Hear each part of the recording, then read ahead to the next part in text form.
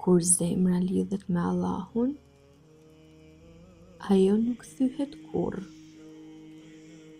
Dashuria për të është më e pastër se çdo ndjenjë në këtë botë, sepse buron nga një që nuk të lëndon kurrë,